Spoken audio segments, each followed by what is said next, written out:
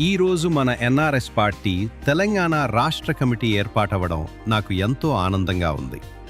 పార్టీని ప్రజలకు దగ్గర చేయడానికి మరియు తెలంగాణ ప్రజల సమస్యలను పరిష్కరించడానికి బలమైన నాయకత్వం అవసరం. అందుకే ఈరోజు మన కమిటీ సభ్యులను బాధ్యతలతో నియమించడం జరిగింది.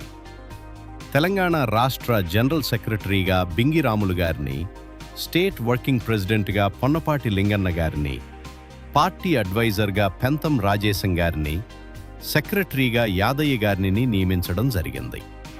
ఈ నాయకులు పార్టీ అభివృద్ధికి కృషి చేస్తారని నాకు పూర్తిగా నమ్మకం ఉంది. తెలంగాణలో ఎక్కడైనా ప్రజలకు అన్యాయం జరిగితే ఎన్ఆర్ఎస్ పార్టీ ముందుండి పోరాడుతుంది. పేద ప్రజల హక్కుల కోసం, సామాన్య ప్రజల సమస్యల పరిష్కారం కోసం మనం అందరం కలిసి పనిచేయాలి. మన పార్టీ లక్ష్యం ప్రజాసేవ. అందుకే ప్రతి నాయకుడు ప్రజల మధ్య ఉండి వారి సమస్యలను ప్రభుత్వ దృష్టికి తీసుకెళ్లాలి. కొత్తగా బాధ్యతలు స్వీకరించిన నాయకులకు నా హృదయపూర్వక అభినందనలు తెలియజేస్తూ వారు పార్టీని మరింత బలోపేతం చేస్తారని ఆశిస్తున్నాను.